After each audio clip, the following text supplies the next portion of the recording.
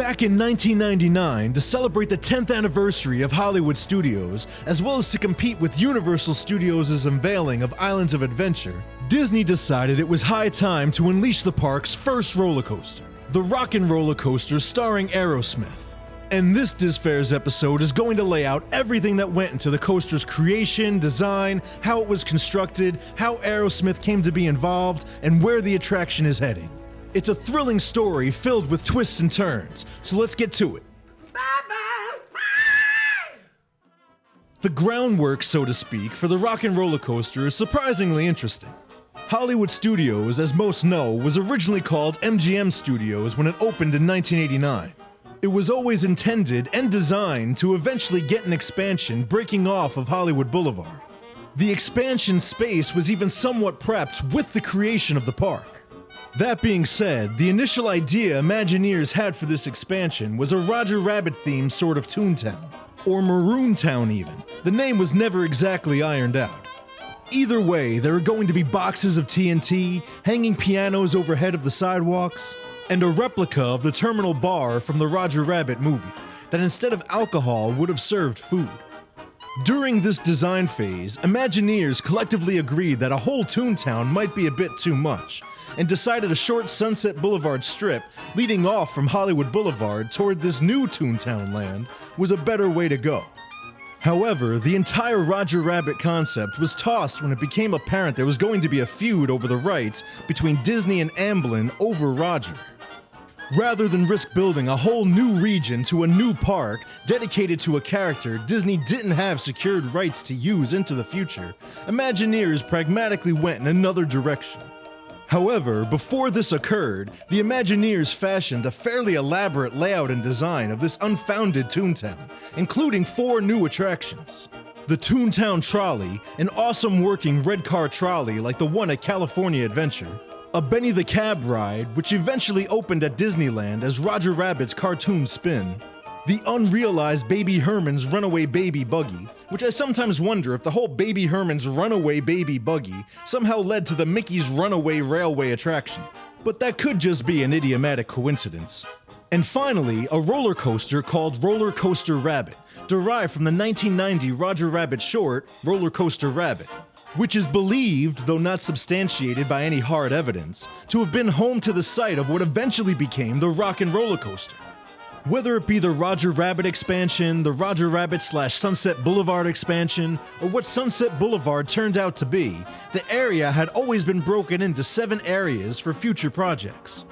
These turned out to be the plots of land used for the Tower of Terror, Theater of the Stars, the Hollywood Hills Amphitheater utilized for Fantasmic, and so on. And these were mostly added during MGM Studios' 1994 expansion. But the plot for the e-ticket roller coaster attraction was left on hold, a card up Disney's proverbial sleeve to unleash at just the right precise moment. So when Universal Studios made the move to create Islands of Adventure, a park which was set to have 3 roller coasters, I'm pretty sure it was 3, there was the Dueling Dragons, the Incredible Hulk one, and I think the last one was the Pteranodon Flyers, which was made for kids. In 1999, these rides were Disney's adversaries, so Disney made the devastating decision to create the first thrill ride to literally loop, swoop, and pull guests through an unprecedented Disney coaster experience. Their first attraction to have what are called inversions, essentially meaning riders are taken upside down through loops. But these inversions, the G-force built into the coaster's design, and the theming of having a well-recognized rock band headlining the attraction, merged to form yet another inexorable Disney roller coaster. Which brings me to Aerosmith. The original concept for the coaster was shaped around the hopes of it starring the Rolling Stones. Roller coaster, Rolling Stones, you can see how they got there. And Mick Jagger and Keith Richards were on board and thought it was a good idea. However, the Rolling Stones supposedly wanted somewhere between $7 to $10 million for their involvement, which is said to have been too expensive for Disney after considering that the ride is said to have cost in the neighborhood of $30 to $50 million. So the figure of $10 million extra for such a huge name still doesn't sound too crazy, unless you add the additional rumor that it wasn't just $7 to $10 million the Stones wanted, but $7 to $10 million every year for the use of their likeness and excerpts from several songs. which does sound like a hefty price tag and explains why Disney decided to shop for other options. And Disney always seems to historically run into roadblocks with British rock bands. They also tried getting the Beatles to be the four vultures in the Jungle Book, and that fell through too. The polite reason was stated as scheduling conflicts, while other sources claim the real reason was John Lennon saying they were too busy to be bothered. But getting back to the business of 1999, I really want to add that Eisner boasted that by utilizing technology from an outside vendor, combined with Disney storytelling, resulted in the unique thrill ride costing roughly half the amount typically spent on e-ticket attractions of the past. So the reason for Disney turning down the Rolling Stones price tag sounds more like it was more about impressively staying under a pre-decided budget than a lack of funds per se. That said, of all other bands to consider, Disney reached out to Kiss. We introduce ourselves this way. You wanted the best, you got the best. The hottest band in the world, Kiss. I think that's the soundbite that you're going to use for A band notorious for their merchandising skills and putting their faces on absolutely anything and everything. I mean no insult to Kiss, mind you. They're just really super into merchandising. And because of this, apparently Kiss wanted more money than the Rolling Stones, which I'm guessing wasn't too surprising to hear, but Disney felt they'd give it a shot anyway. So with no Rolling Stones and no Kiss, Disney decided to ask U2 if they were interested, to which the Irish rock band replied with something along the lines of, nah. Apparently, U2 wasn't interested in being part of a thrill ride. Bono in particular was really gaining traction in his activism at the time with raising awareness to the plight of Africa, as well as the Drop the Debt campaign, which was an effort to forgive the debts of developing countries. So you get how such optics and playing an active role as an amusement park thrill ride promoter might have hindered the international gains being won. So it jives that Bono felt it was best to pass on Disney's offer. Not exactly running out of options, but seeing as how Aerosmith was already on board with Disney on the Armageddon soundtrack, and the fact that the band was still in the process of an uphill 10-year comeback, and therefore roughly 1/10 cheaper than the bands previously mentioned, things lined up fairly neatly for a solid partnership betwixt the two. I'm not going to do a documentary on Aerosmith here, but it seems rude not to mention that they're a rock group that started out in Boston in 1970. They're all great. There's Tom Hamilton on bass, Brad Whitford on guitar, Joey Kramer on drums, but the vocals and lead guitar stand out the most, supplied by Steven Tyler and Joe Perry. They've essentially run into all of the typical rock band issues and problems over the years. Addictions, arguments, incredible wealth, losing it all, divorces, interventions, rehabs, Perry broke off and went solo, the group got back together, firing their managers, getting on a new label, they even made a triumphant comeback. A lot of documentaries and books have covered them if you're interested. I remember reading a book Steven Tyler put out in the mid-90s right before their comeback. I was able to buy the hardcover for $1. They really were that far off of mainstay culture's radar for a while. Anyways, it was during this rising tide in their careers that Disney cleverly scooped them up and signed them on to the rock and roller coaster. Mere days or weeks before the release of Armageddon in June of 1998, when they kind of hit a height where it was officially a comeback. It occurred more like a rolling wave over the course of a decade rather than a single big hit moment. But after the release of Armageddon, it was apparent they were back in the mainstream. If Disney had tried to make the deal a month or two after, once Armageddon and Aerosmith's song was a proven success, and Aerosmith's song from the movie I Don't Want to Miss a Thing remained on the music charts for 4 weeks straight, becoming the first and only #1 single when it debuted at the top of the Billboard Hot 100, which was a huge deal back when. Aerosmith would likely have been much more expensive for Disney to sign on to the coaster deal. The figure that Disney and Aerosmith agreed upon, by the way, is like I said, to have been 1/10 or so of whatever number the Rolling Stones wanted. And all of this history, however, hasn't stymied some Disney fans from wanting Aerosmith to be changed out of the attraction. In doing research for this episode, I read people clamoring for Aerosmith to be replaced by Queen, AC/DC, Imagine Dragons, and Hannah Montana. Which was back in '08 or so, but still, some people felt Aerosmith had become stale, and that Hannah Montana was the long-lasting trend to bet on. I also came across people saying it should be replaced by Powerline from a Goofy movie, which was the only suggestion I felt was worth considering. And it's surprising Disney never went this route until just recently with the announcement that the Rock and Roller Coaster is going to be themed by the Muppets. It's much cheaper and more manageable for Disney to actually own the attraction's music they're utilizing. But that aside, back in the early 2000s, it would have likely cost less to outright pay for the use of a dozen or so songs than it would have been to pay for a single band's likeness. Then Disney could have played all kinds of rock music, Disney music, whatever they wanted at a much lower cost. There's nothing really tying the theme to a single band, so songs could have been rotated in and out every so often to keep things fresh. That's just my opinion though. Change is good. The attraction, of course, begins with the queue, which was designed around guests taking a fictional tour of a record label studio called GeForce Records. Which is a bit campy, but that's the way some things were in the 90s, and Disney has stuck with it, so here we are. Due to Eisner's demand during the 80s and 90s that every attraction had to have a story, Imagineers came up with a not-so-amazing backstory for this GeForce Records, so it would therefore seamlessly fit into the Sunset Boulevard theming. So apparently, GeForce Records dates back to the 1930s amid the golden age of Hollywood.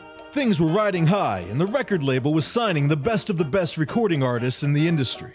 The executive members of this fictitious record label proceeded to attend the Halloween reception over at the Hollywood Tower Hotel in 1939. Which is conveniently right next door to the GeForce studio. So these executive members go to the 13th floor's Tip Top Club, the lightning strikes the tower,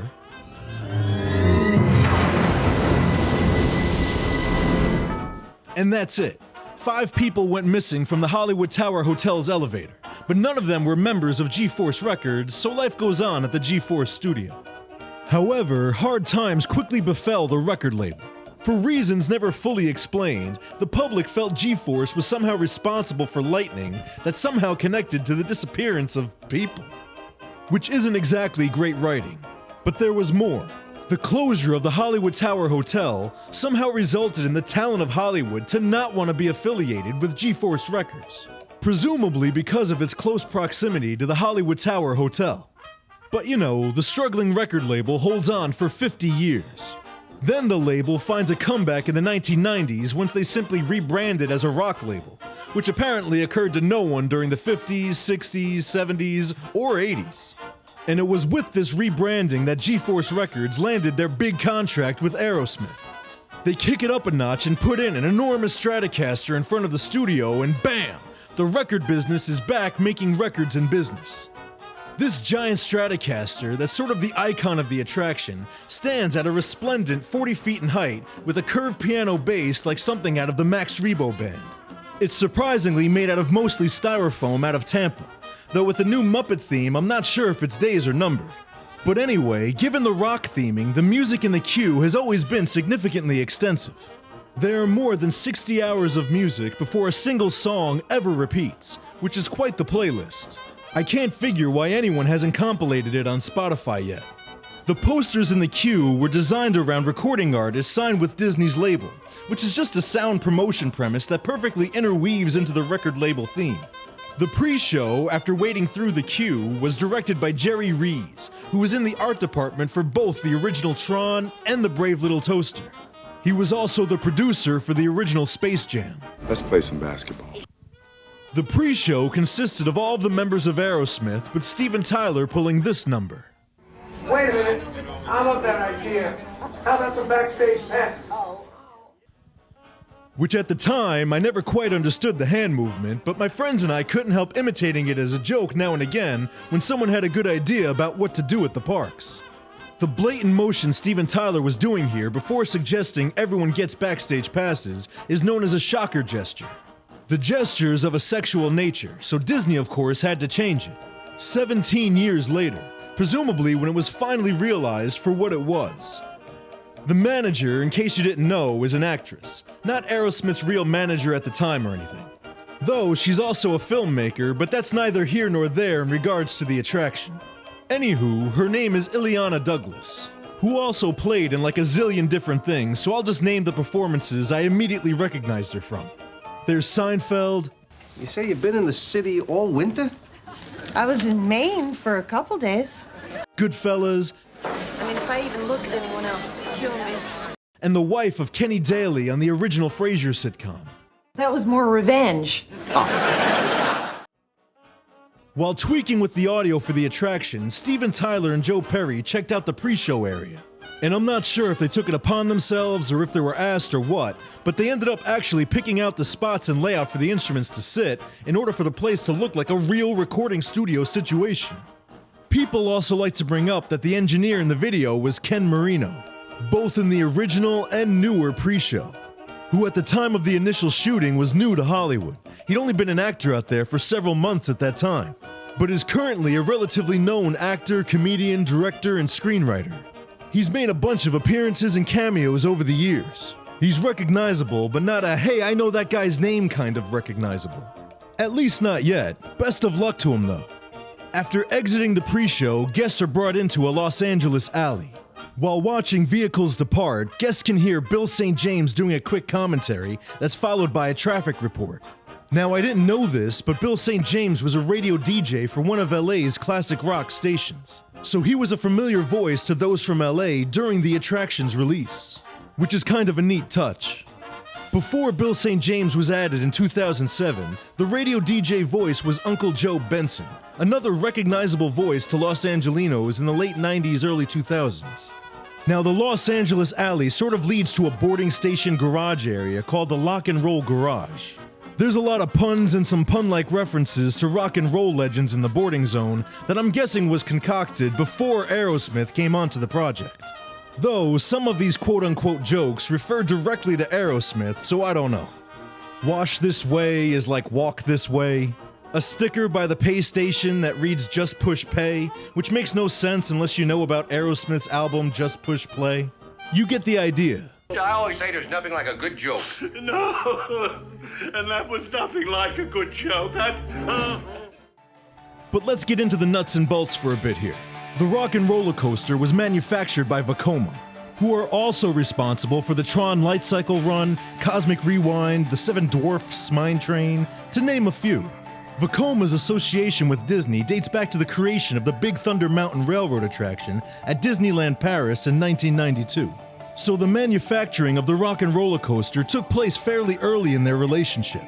And Voma has an interesting history in and of itself. It was originally a Dutch company in the 1920s that made farm equipment that then moved into the coal mining industry in the 1950s to wind up making only steel pipes in the 1960s. Then, sometime in the 1970s, Voma was contracted by Arrow Development, a company that worked hand-in-hand with Disney during the development of Disneyland and for a number of decades afterward, to make the steel structures for Arrow Development's coasters. By 1979, having learned the ropes, I guess, from Arrow Development, Voma was just making coasters on their own. However, their first 2 decades in the coaster business weren't exactly smooth. There were a lot of technical problems that needed to be hammered out, so to speak. So there are gripes about older Voma projects not being particularly smooth, which the Rock and Roller Coaster falls under. However, this project appears to have been an exception. Mostly, it depends on who you hear out. Some coaster enthusiasts have criticized its jostling ever since its creation, but overall, with all things considered, it's argued to be a smooth, fun ride. The smoothness is supposedly due to the fact that the Disney Imagineers that lean more on the engineering side rather than the imagining side scrutinized the train, track, and mechanics very heavily, going so far as rejecting 1 or 2 sections of track in 1998 that Voma then had to refabricate. Having Voma overseen by Disney's Imagineers really seemed to iron out any kinks the Rock and Roller Coaster may have ended up having. Again, this is all alleged. I couldn't double verify the source. The attraction kicks off going 0 to 57 miles per hour in 2.8 seconds. As this occurs, riders experience somewhere between 4 to 5 Gs, while Disney snaps off a fun picture. Gs refer to G-force, which refers to gravitational force equivalent. A boring scientific way of explaining force per unit of mass expressed in units of standard gravity, which is expressed in equations as the symbol G. This G-force is achieved through the uses of linear motor electromagnetic technology for its acceleration, which is a lot more interesting than I just made it sound, so let me take another crack at it. The reason the Rock and Roller Coaster is called a launch coaster is because of the LSM launch process it uses, otherwise known as a linear synchronous motor. It's a form of electromagnetic propulsion that replaced the traditional lift hill with all of the click, click, click, click, click, click sounds older attraction goers may be more used to, like the ones at Space Mountain and the Big Thunder Mountain Railroad. This LSM launch also got rid of a bunch of the moving parts that used to be necessary, as well as getting riders right to the business of having fun. Now the build-up and anticipation is all simulated, which is partly why Steven Tyler's voice sometimes kicks in to get people pumped and ready during the big initial countdown sequence. Truthfully, it's also to allow guests a chance to brace themselves for the launch. The electromagnetic propulsion is exactly as it sounds. It's done by magnets. It starts with a pusher car underneath the train on its own separate track with 4 rows of rare earth magnets. So it's this pusher car system that's propelled by magnetism. It has a motor that controls the polarity of the magnets that propel the pusher car along its track. Now the white blocks along both sides of the track are actually electromagnets. The linear synchronous motor is controlled by a computer that sends alternating currents through the electromagnets, resulting in creating a linear moving magnetic field. The magnetism in these magnetic white blocks, through the use of alternating currents, attract and repel the magnets on the pusher car, which in turn expeditiously propels the train. This same magnet system is used to brake the pusher car to a stop, while the limo train and its passengers speed off on their fun roller coasting trajectory. The pusher car then heads back to its original placement down the launch tunnel to do the whole process all over again with a new limo train. Interestingly, this wasn't the first Disney attraction to use linear induction technology. It was initially utilized by Disney with the Tomorrowland Transit Authority at the Magic Kingdom, as well as utilized for the Incredicoaster over at California Adventure's Pixar Pier, and is the same technology responsible for the super fast and awesome maglev trains in Japan, South Korea, and China. Once properly propelled and the push car is left behind, the limo train meets the first inversion on the track. This one is called a sea serpent roll, similar to a cobra roll, except the train exits the inversion in the same direction it begins. A sea serpent roll has 2 vertical loops connected by 2 half corkscrews that face opposite directions. Another example of this is the Smiler at Alton Towers, which I've been displaying during this explanation because you get a better sense of it in broad daylight rather than moving dark indoor shots that are nearly impossible to get inside of the Rock and Roller Coaster. Now the Sea Serpent roll accounts for 2 of the 3 loops on the coaster. The third loop that takes place later on in the attraction is a corkscrew. This is kind of similar to the Sea Serpent, except that with a corkscrew roll, riders enter one way into the inversion and exit on the opposite end at a 90-degree angle from where they entered. The corkscrew was the first novelty by Voma that began the Dutch company's popularity. Voma's corkscrew model was actually part of their first coaster, which debuted in 1979 with Tornado at Walibi, Belgium, and Super Whirlpool at Holiday Park out in Germany. So the Rock and Roller Coaster's corkscrew is a cut above the average. These inversions, in fact the whole ride, takes place over 1 minute and 22 seconds. Which does sound short, but the track itself is over half a mile. More specifically, it's 3,400 feet, otherwise known as 1,036 meters, making its track longer than, say, Space Mountain, Matterhorn, and the Seven Dwarfs Mine Train.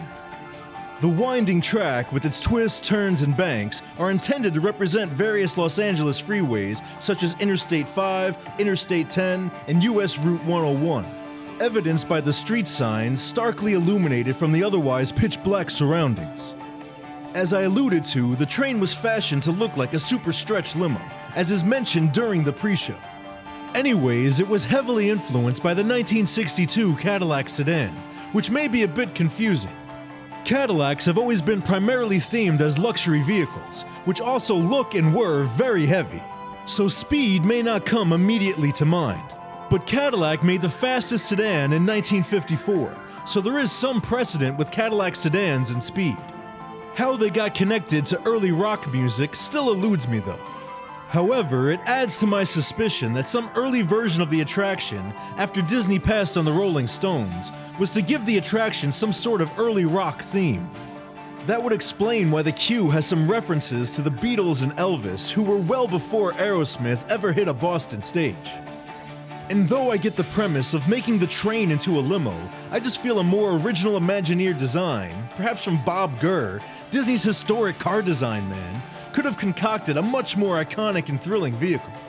Disney claims he's come up with over 100 designs for them, from the monorails, Matterhorn bobsleds, several of Disneyland's Autopia mocks. But I don't want to go on another rant about Bob Gurr. He's incredible, but it's downright Delali to have a guy like this on deck and not ask for his input.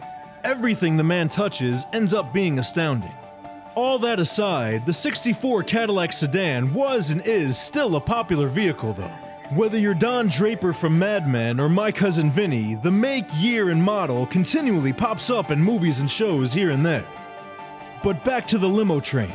Each train on the Rock and Roller Coaster seats up to 24 passengers. Also, each train is comprised of 6 cars. And maintenance for these trains is a fairly easy process. There are typically 5 trains running, with a 6th always waiting off in the wings to replace any of the trains for when they need maintenance, which happens after a certain number of thousands of laps. So Disney just slaps on whatever license plate the 6th train is replacing, as well as programs the music to the car, and that's how the rotation system operates. Every seat in each car has 5 speakers specifically designed for the ears of its rider. 2 of these are mid-range speakers, 2 are tweeters, which are designed to produce high-frequency sounds, and there's a subwoofer under each seat, which is used for low-frequency sounds. After running some math, that means each train contains at least 120 speakers, 24 subwoofers, and more than 32,000 watts of audio amplifier output power, which is a very scientific way of saying sound. There are all kinds of calculations musicians and audio experts use to find the right levels for sound. The distance between the speaker and listener, the type and size of speakers involved, the sensitivity of the speakers used, size of the room, indoor, outdoor, peak headroom, type of music, it's all factored into finding the correct audio amplifier output power. I'm going to stop here because I'm pretty certain if I keep talking, I'm going to say something incorrect on the subject. Suffice it to say, each train has a lot of speakers set to the correct settings, using scientific calculations with over 900 speakers set up throughout the attraction. The actual music guests experience on the Rock and Roller Coaster depends entirely on which limo train they happen to board. Though I have to mention that Steven Tyler and Joe Perry themselves tweaked the music for the attraction, and then they had to ride the attraction over and over to tweak it further. Apparently, they rode the coaster like 29 times in a single day, then hopped over onto the Tower of Terror to end the night. Something like that. It sounds like a fun time even today.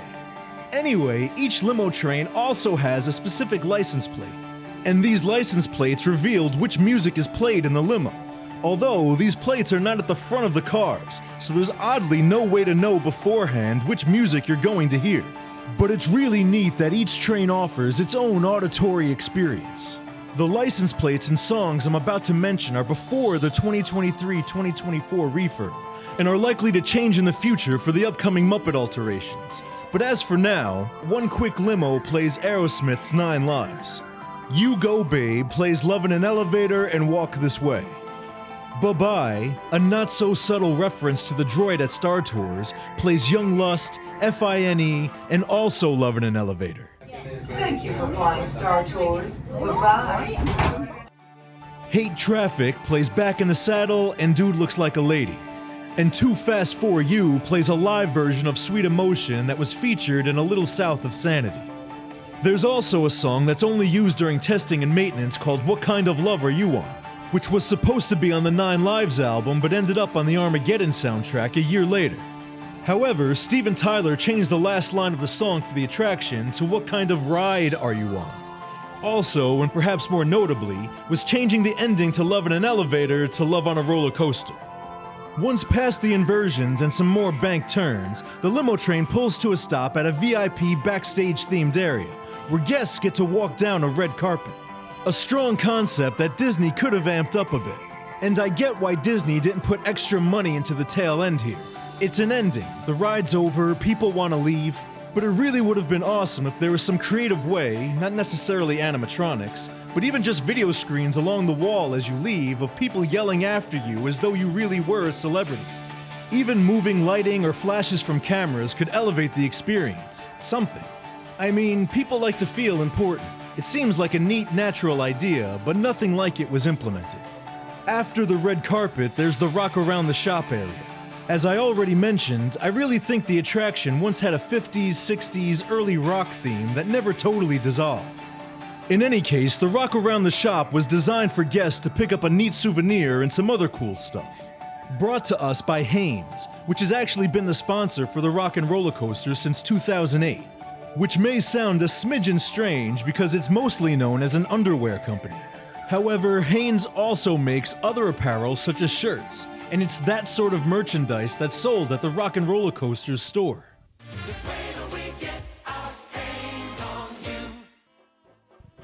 It's said here and there that the initial idea for the Rock and Roller Coaster was for it to be an outdoor coaster. There's even concept art of the coaster going into one of the O's of a Hollywood sign that would have essentially been another version of a Disney mountain.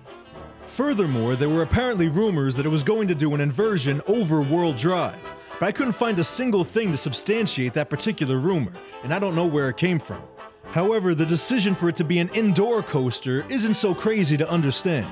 Having the coaster indoors means not having to deal with the machinery management of it being exposed to the elements and Florida's topsy-turvy weather. The darkness also complements the theme of being on the way to a rock concert. And rock events typically take place at night, so a dark, well-air-conditioned environment makes perfect sense. Now, the announcement for the coaster occurred in April of 1998, with the ride slated to be open in May of 1999. So construction took place very quickly. Construction teams even got a head start, having begun 2 months before the coaster attraction was even announced in February of 1998. But they may not have needed the extra time. The track for the Rock and Roller Coaster was done by June of '98, almost a full year before the attraction's opening date. For practical reasons, the track for the Rock and Roller Coaster was built first. I assume to more easily operate cranes, bring in supplies, and what have you. The show building was then constructed around the attraction. See, how it works is, the train moves, not the station. The layout of the coaster's track is practically identical to Express Platform 13, which is out in Wallaby, Holland. The unload station is different and it's outdoors, but it's roughly the same track layout. Same number of cars per train, number of riders, etc., etc., etc. And was not so surprisingly made by Voma, so no one copied it or anything, except for Voma copying themselves. But even still, the Rock and Roller Coaster came first almost a whole year earlier, so Wallaby Holland is the copier. The Rock and Roller Coaster's 2023 and 2024 general construction refurbishments were conducted by the Adina Corporation, a company whose core team has former Disney Imagineers on board. An attraction company that's also responsible for the Tron Light Cycle run at the Magic Kingdom, the Seven Dwarfs Mine Train at both the Magic Kingdom and Shanghai Disneyland, and Pandora the World of Avatar at the Animal Kingdom, which is generally amazing in spite of its way too wordy title. But it does seem that Adina has a growing partnership with Disney. The Rock and Roller Coaster attraction was fully completed, themed, and ready by the summer of 1999. There was a soft opening in June, followed by a much grander opening. This debut was an invitation-only event attended by the members of Aerosmith. There was apparently some sort of way to win tickets to this prodigious occasion. However, all of the internet, books, and various other sources let me down as to exactly how people got tickets to this. Nevertheless, people won and the event occurred. Anyway, these fortuitous individuals were each driven to Hollywood studios in their own stretch limousines, offered the opportunity to partake in a lavish buffet and bar, then offered a performance by Denny Dent, this really interesting speed painter who used mostly musicians as his subjects, though he also painted athletes, entertainers, and political leaders. He described his style as a two-fisted art attack, and that's what it essentially was. He'd work mostly on 6-foot-tall black canvases with multiple brushes in his hands, painting with both hands, sometimes just his bare hands, in a mesmerizing display of rapid, frenetic movements while he worked. These paintings were created with rock or pop music playing. The creation of the art took about as long as a song or two, an average of 7 minutes. Watching him do it was actually part of his art, a portraitist/performer. The guy was unbelievably talented. Winners also got a chance, again I don't know if it was like a raffle or what, but a few chosen of these winners got to ride the coaster with one of the members of Aerosmith. Again, there are no images or video of this spectacular night to be found. There used to be a plaque or something with photos of this opening night at the exit of the attraction, but it was removed at some point or another. I feel like I missed something important. There was also another rock and roller coaster at Walt Disney Studios Park at Disneyland Paris called Rock and Roller Coaster avec Aerosmith. It opened in March of 2002 and closed in 2019, to reopen as Avengers Assemble Flight Force in 2022 as a part of the whole Avengers campus out there. Before the change, however, Paris's Rock and Roller Coaster also had the same track layout as the one at Hollywood Studios. However, the theming and queue was a tad different. Paris's Rock and Roller Coaster wasn't run by GeForce Records, but instead by the fictional Tour de Force Records, a campy equivalent for Parisians. Although the attraction still featured Aerosmith. In fact, the pre-show for the Paris version was shot on the same set and same day as the one for Hollywood Studios. At least according to Ken Marino, whom I suppose would be in the know because he was there. And in a fun twist, which I can't fathom why Disney doesn't do more often, the Rock and Roller Coaster's music and queue posters have been temporarily switched out for certain events. Both in 2015 and 2017, the posters and music were switched out with the Star Wars overlay to promote the release of The Force Awakens and The Last Jedi. And it would be incredible if they did this every May the 4th. Mix it up and play other music every now and again for other events too. The ride's been around a long time. It wouldn't be that much different from Disneyland changing up the Haunted Mansion every autumn to winter season. And just to extend myself further, I don't understand why Disney doesn't promote every movie that hits theaters at Hollywood Studios. Outside of the single billboard they utilize for movie promotions in the parking lot every so often, you'd hardly know that Disney routinely releases films. It's such a mass of routinely missed opportunities. Anyways, the Rock and Roller Coaster has become a hallmark to Hollywood Studios. It continues to be one of the higher visited attractions at the park. Its connection and history with Aerosmith, no matter what future changes occur, will be remembered far into the future.